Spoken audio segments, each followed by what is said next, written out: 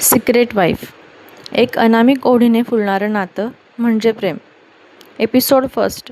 कारमध्ये शेजारी बसलेल्या तिच्या हातातील बांगड्या जेव्हा हळूच किणकिणत होत्या तेव्हा त्याच्या रागाचा पारा अजूनच चढत होता. फुल एसीमध्ये सुद्धा तो रागाने गरम होत होता. कारच्या खिडकीबाहेर बघत तो स्वतःला कंट्रोल करण्याचा प्रयत्न करत होता. गाडीमध्ये एक शांतता होती जी फक्त तिच्या किणकिण करणाऱ्या बांगड्या भंग करत होत्या आणि तो आवाज देखील त्याला आता नकोसा होता. देवा, स्टॉप द कार. त्याचा हुकूम गाजवणारा आवाज त्या गाडीत पसरला तशी ती दचकली. तिने कारच्या कोपऱ्यात तिचं अंग आकसून घेतलं आणि साडीवर मुठी घट्ट केल्या. भीतीने ती रडवेली झाली होती, पण त्या छातीपर्यंत घेतलेल्या घुंगूटमुळे तिच्या मनातील अवस्था कोणी ओळखू शकत नव्हते. बॉडीगार्डने गाडी कडेला घेत थांबवली. तो लगेच गाडीच्या बाहेर निघाला आणि काही पावलं मागे चालू लागला. बॉस, देवाने त्याला अडवण्यासाठी हाक दिली. त्याने हातानेच लांब राहण्याचा इशारा केला. तसा देव घाबरून गाडीजवळ थांबला. त्याने एक सिगरेट पेटवली आणि एक हात खिशात घालून विचार करत सिगरेटचे झुरके घेऊ लागला. तिथून खाली दूरवर लाईट्स दिसत होते, म्हणजेच तिथे एखादी वस्ती असावी असा विचार करत तो सिगरेट पित होता. देवा त्याच्या बॉसला लांबून बघत कार जवळ थांबला होता. त्याचा बॉस निवांत सिगरेट ओढतोय हे बघून तो निश्चिंत झाला आणि त्याने एक नजर कारच्या मागच्या सीटवर बसलेल्या त्या नवीन नवरीवर टाकली. लाल रंगाच्या साडीत छातीपर्यंत घुंगूट करून बसलेली ती त्याच्या बॉसची नुकतीच झालेली बायको होती. तिला अजून त्याच्या बॉसने नीट पाहिली नव्हती, त्यामुळे त्याचा बघण्याचा प्रश्नच येत नव्हता. कशी दिसत असेल ही? अचानक त्याच्या मनात विचार आला. देवा. तितक्यात त्याच्या बॉसच्या हाकेने त्याने त्याचे विचार झटकले आणि पळतच त्याच्याकडे निघाला.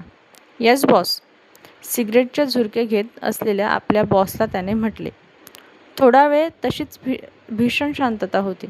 त्याने गाडी अशा ठिकाणी थांबवली होती जिथे डोंगर दऱ्या होत्या. त्याचा बॉस अजूनही सिगरेटचे झुरके घेण्यात व्यस्त होता. तो तसाच हात गुंडाळून त्याच्या पुढील आदेशाची वाट बघत राहिला. तिला काही हवंय का ते विचार. तो थोडा विचार करून त्याच्या हुकुमी आवाजात म्हणाला. Yes boss. देवा पुन्हा धावत गाडीजवळ आला. मॅडम, तुम्हाला काही हवंय का? त्याने अदबीने विचारले. त्याच्या प्रश्नाने तिला थोडंसं हायसं वाटलं. तिने होकारार्थी मान हलवली. काय हवंय का मॅडम? त्याने पुन्हा अदबीने विचारले. आता या जंगलात काय मिळणार बरं?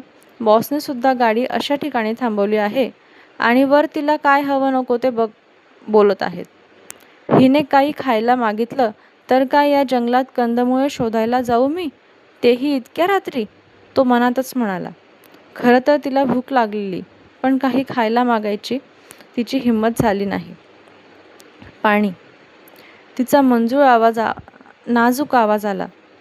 तसा त्याने पटकन गाडीच्या फ्रीजमधून एक पाण्याची बॉटल काढून तिच्या हातात दिली. तिने हळूच हात पुढे केला.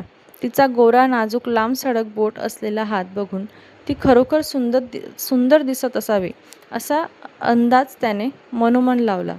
सकाळपासून उपाशी असलेली तिने घटाघटा पूर्ण पाण्याची बॉटल संपवली आणि रिकामी बॉटल परत देवाकडे सोपवली. अजून काही हवंय का मॅडम? तो पुन्हा अदबीने विचारू लागला. तिने नकारार्थी मान हलवली. तसा तो पुन्हा त्याच्या बॉसकडे आला. देवा गेला त्या दिशेला तिने एकदा मागे वळून पाहिलं. तिला त्याच्या हातात सिगरेट दिसत होती आणि तो भयंकर रागात असल्याचे देखील तिला कळत होते. याने आपल्याला या जंगलात एकटं सोडलं नाही म्हणजे झालं. अचानक तिच्या मनात अशी भीती दाटून आली. तिने पुन्हा साडीवर मुठी घट्ट करून मान खाली घातली. बॉस, त्यांनी फक्त पाणी मागितलं, त्याने सांगितलं. Okay, ask her. तिचे कोणी रिलेटिव्ह किंवा फ्रेंड्स मुंबईमध्ये असतील तर तिला तिकडे सोडता येईल. त्याने असं म्हणताच देवा चकित झाला. मनात नसताना जरी या दोघांचं लग्न झालं असलं तरीसुद्धा आता कायद्याने ते दोघेही नवरा बायको होते, त्यामुळे त्यांना एकत्र राहायला हवं होतं. पण बॉस, तो हिम्मत करून म्हणाला. Ask her. त्याने एक रागीट कटाक्ष देवाकडे टाकला. तसा तो घाबरून एक पाऊल मागे झाला. येस बॉस, तो म्हणाला आणि परत गाडीजवळ आला. मॅडम, तुमचे कोणी रिलेटिव्ह मुंबईला असतात का? देवाने विचारले. आणि त्याच्या या प्रश्नावर तिने एक दीर्घ श्वास घेतला. सकाळपासून जो ड्रामा आज तिच्या लाईफमध्ये झाला होता, त्यामुळे हा प्रश्न तिला अपेक्षित होता. तरीही तिने नकारार्थी मान हलवत उत्तर दिलं. कोणी फ्रेंड्स तर असतील ना मॅडम? देवाने पुन्हा विचारलं. शांत सोज्वळ स्वभावाची असल्यामुळे तिला फारसे मित्र-मैत्रीण कधी बनवता आलेच नाहीत. तिने पुन्हा नकारार्थी मान हलवली. एखादी अशी व्यक्ती ज्यांच्याकडे तुम्ही राहता येईल? त्याने पुन्हा विचारलं आणि यावेळी हलकेच तिच्या डोळ्यातून अश्रू ओघळले. आपलं आता या जगात कोणीच नाही या तीव्र जाणीवेने तिला दुखावले होते. तिने पुन्हा नकारार्थी मान हलवली आणि हळूच त्या घुंगूटच्या आत हात नेऊन डोळे पुसले. देवाला ते जाणवले आणि त्याला देखील वाईट वाटलं. सॉरी मॅडम, तो म्हणाला. देवाने एक दीर्घ श्वास घेतला आणि परत त्याच्या बॉसकडे आला. त्याने टेन्शनमध्ये या 15 मिनिटात 5 सिगरेट संपवली होती. बॉस, त्यांचं मुंबईला कोणीच नाही आहे, देवाने उत्तर दिलं आणि रागात त्याने हातातील सिगरेट तशीच फेकून दिली आणि पुढे रागात गाडीकडे चालत गेला. त्याने फेकलेल्या सिगरेटला बुटाखाली विझवून देवा पण तातडीने समोर आला आणि त्याच्यासाठी कारचा दरवाजा उघडला. तो पुन्हा बाजूला येऊन बसल्यामुळे तिच्या मनावर दडपण आलं होतं. पण त्याने तिला रस्त्यात उतरायला सांगितलं नाही याचं तिला समाधान वाटलं.